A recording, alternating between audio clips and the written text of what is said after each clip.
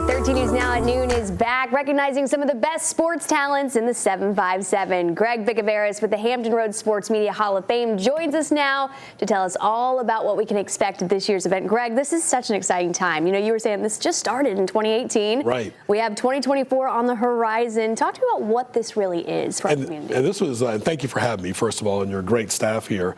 It really started in the summer of 2017 when I was thinking about it. It would be a great way to honor the media, the past, the present, and of course the future. Right. So I wanted to do it in a place that was neutral to the peninsula and the south side because we're a big area. Of course, as you do the traffic in the morning, it's always the tunnel, the tunnel that separates us. I getcha. But we do it once a year, you know, with 5 inductees per year. And the first 2 years, in 18 and 19, we did it at Langley Speedway. Not that we're giant racing fans, but they held the perpetual there and held the ceremony there. Such a good time. Now, when people obviously here watching 13 Think Sports, we have some household names that have actually made it. Talking about who from 13 here has really stood out. Yeah, we're really proud of that too. In our second class, Scott Cash made it. Yes. And then, of course, he's retired now. Right. And then a couple years later, Brian Smith made it. B. Smith. And now Brian, of course, made it during that whole COVID time. Scott made it the year before COVID, so Scott was honored at Langley Speedway.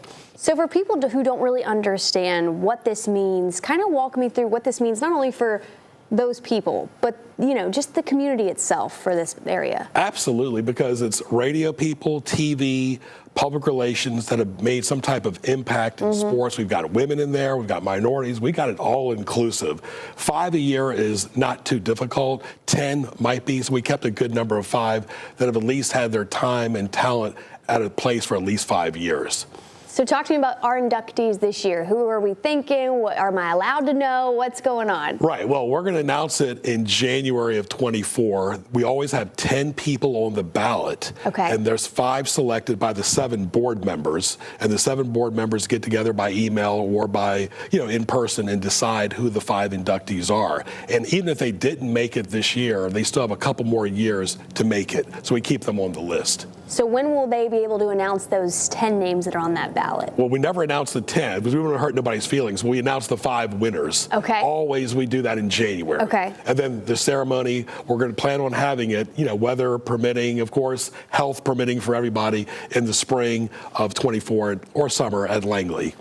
Why do you choose to do something like this? Well, I'm in the media myself. I'm in broadcasting. I grew up in broadcasting. And I thought, like, you know, there's different Hall of Fames. You know, how about, you know, Peninsula Sports Club, the Norfolk Sports Club, the Chesapeake Sports Club. Those are all, you know, based on the peninsula or the south side per city. Right. But this is Hampton Roads. I mean, we've got Bruce Rader in there. We've got a lot of names that have made an impact for decades.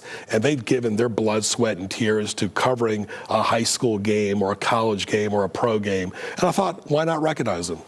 So for people that maybe are like, oh, I want this person, is there a way people can kind of reach out and say, I want this person to be a part of this? Or absolutely. We've got 7 board members. They can contact the email on our website or from the TV screen and reach out and let us know who you want. As long as they fit the criteria of, you know, at least 5 years, a member in good standing in the community, everybody's welcome. Anything else you want to add, Greg? Well, I mean, the key is, you know, everything is online, as you know. Yeah, that's the way it goes. Go to our website. I mean, you know, I got my younger sister's 10-year-old knows all about it, you know. So it's all about the website and going there year round and always adding input. We're always welcoming the input from the community.